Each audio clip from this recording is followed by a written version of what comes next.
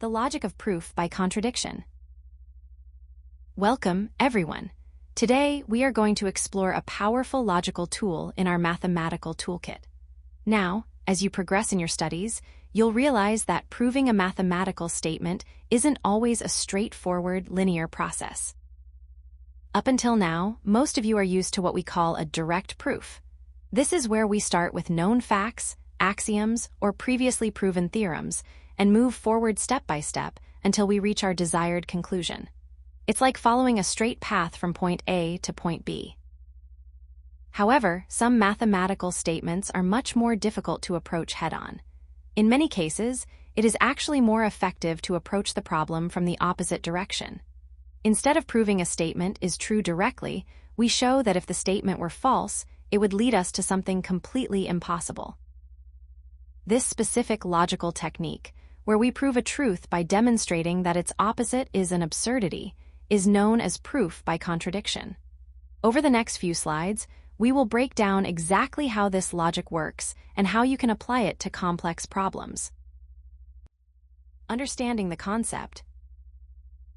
Think of proof by contradiction as a way to establish the truth of a statement by essentially proving that its opposite simply cannot exist. We start by assuming, just for a moment, that the proposition we want to prove is actually false. We then follow the logical consequences of that assumption until we hit a contradiction. So, what exactly is a contradiction? In mathematics, a contradiction is a logical dead end. It occurs when your reasoning leads you to a conclusion that is physically or logically impossible. Something like saying a number is both even and odd at the same time, or reaching a result that directly conflicts with a known mathematical fact or an assumption you made earlier in the proof. The fundamental logic we rely on is this. If a chain of logical steps, starting from a specific assumption, leads you directly into an absurdity or an impossibility, then the only logical conclusion is that your starting assumption must have been incorrect. By proving the opposite is impossible, we leave ourselves with no choice but to accept that our original statement must be true. We will break down exactly how to execute this step by step in the next slide. Now that we've introduced the idea that not all proofs move in a straight line, let's dive deeper into the core concept of what we are actually doing here. The step-by-step process. Now that we understand the general concept of finding a logical absurdity, let's break down the actual mechanics. If you were sitting down to write a formal proof, you would follow this 5-step roadmap. Step 1. Identify the proposition. Before you start any calculations, you must clearly state exactly what you are trying to prove. For instance, you might want to prove that number x is irrational. This is your target. Step 2. Assume the opposite. This is the most critical part of the technique. You are going to temporarily pretend that your target is false. We call this the negation or the counter-assumption. Using our previous example, instead of proving x is irrational, we will start by assuming that number x is actually rational. Step 3. Logical deduction. Now, we move into the heavy lifting. You take that assumption from step 2 and treat it as if it were an absolute fact. Using mathematical rules, definitions, and theorems you already know, you begin to derive new information. You are essentially following the breadcrumbs left by your assumption. Step 4. Identify the contradiction. As you continue your deductions, you are hunting for a dead end, a statement that is clearly impossible. This could be a conflict with a known mathematical law, a conflict with the information given in the problem, or even a direct conflict with the very assumption you made in step 2. You'll know you've succeeded when you hit a logical wall. And finally, step 5. The final conclusion. Once you've hit that contradiction, the logic closes the loop. You have just demonstrated that if the assumption were true, mathematics itself would break. Therefore, that assumption must be false, which leaves us with only one remaining possibility, that your original proposition from step 1 is, in fact, true. To make this much more intuitive, let's look at a real-world analogy involving a detective in the next slide. Real-world analogy. The detective's logic. Now, I know that the logical steps we just discussed in the previous slides might feel a bit abstract or purely theoretical. To make this concept more concrete, let's step away from mathematical symbols for a moment and look at a real-world analogy involving a detective. Imagine a detective is working on a case. Their specific goal is to prove a negative statement that a particular suspect was not present at the crime scene at 9:00 p.m. To use the logic of contradiction, the detective doesn't start by looking for proof of absence. Instead, they follow the exact step-by-step process we just outlined. First, they start with an assumption, and this is the most important part. They assume the exact opposite of what they want to prove. So, for the sake of argument, the detective assumes that the suspect actually was at the crime scene at 9:00 p.m. Next, the detective moves into the deduction phase.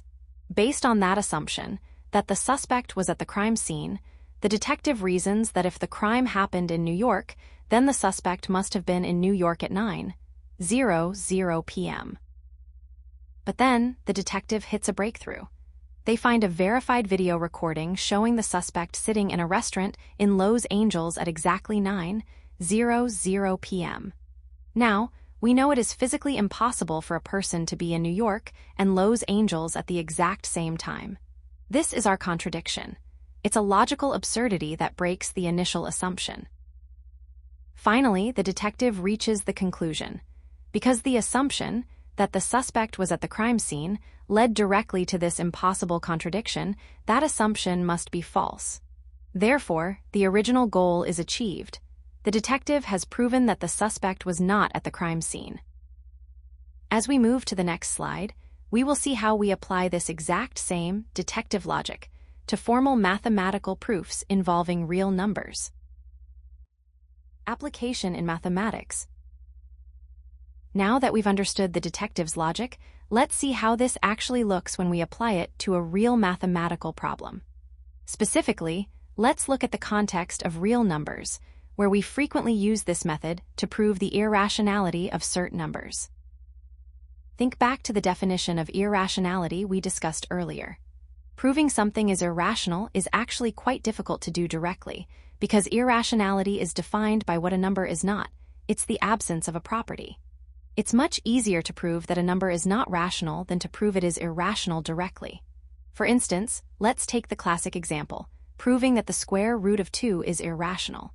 Instead of attacking the problem head-on, we follow the steps we just learned. First, we start with our counter-assumption. We assume, for the sake of argument, that the square root of 2 is actually a rational number. Second, we apply the formal definition of a rational number. We state that the square root of 2 equals a fraction, a lowercase a over a lowercase b, where a and b are coprime integers. Now remember, coprime is a crucial term here. It means that a and b share no common factors other than 1. Third, we move into the algebraic phase. We perform various algebraic operations and manipulations on this equation to derive new information. Through this process, we eventually reach a point where we can mathematically demonstrate that both a and b must be even numbers. Fourth, we identify the contradiction. If both a and b are even, they both share a common factor of 2. But wait, this directly contradicts our initial setup where we stated that a and b are coprime. We've reached a logical impossibility, much like our detective finding the suspect in 2 cities at once. Finally, we reach our conclusion. Because our assumption that the square root of 2 is rational led us straight into a contradiction, that assumption must be false. Therefore, we have successfully proven that the square root of 2 is, in fact, irrational. As we move to the next slide, keep in mind that while this method is powerful, there are a few common pitfalls you'll want to avoid when performing these proofs yourself. Common mistakes to avoid. First, watch out for forgetting the initial assumption. It is very easy to dive straight into the algebra, but if you don't explicitly state, assume to the contrary that, or suppose the opposite is true, your reader will be lost. Without that clear starting point, the logical link between your assumption and your final contradiction becomes invisible, making your proof much harder to follow. Second, be careful not to settle for weak contradictions. A common mistake is to reach a result that looks unusual or unexpected and assume you've finished. However, in a formal proof, a contradiction must be a definitive logical impossibility. For example, reaching a conclusion like 1 equals 2, or finding that a number must be both even and odd, is a valid contradiction. Simply finding a strange result is not enough. You must reach a point where the math literally breaks. Finally, avoid the trap of circular reasoning. This happens when you accidentally use the very conclusion you are trying to prove as a step within your own deduction. Remember, the goal is to move from your assumption to a contradiction, not to assume the truth of your destination to justify your journey. Now that we understand the logic and the step-by-step process, I want to pause and discuss some common pitfalls. As you begin practicing these proofs, you might encounter a few traps that can invalidate your entire argument. Keep these in mind as we move to our final summary of the key takeaways. Key takeaways. First, let's revisit the fundamental definition. Remember, proof by contradiction is a powerful logical tool where we establish that a statement is true by demonstrating that its direct opposite is logically impossible. It's essentially proving a truth by eliminating the possibility of a falsehood. To put this into a more formal, logical framework, think of the core logic like this. If we start with an assumption A, and through a series of valid mathematical steps, that assumption leads us directly to a contradiction, then we must conclude that assumption A is false. This is the engine that drives the entire method. Now, you might be wondering, when should you actually use this? Its primary utility lies in proving what we call negative statements. If you're tasked with proving that something does not exist or that a number is not rational, as we saw in our example with the square root of 2, this method is often much more effective than trying to prove it directly. Finally, a word of advice for your upcoming practice. The success of this method relies heavily on your requirement for a strong grasp of mathematical definitions.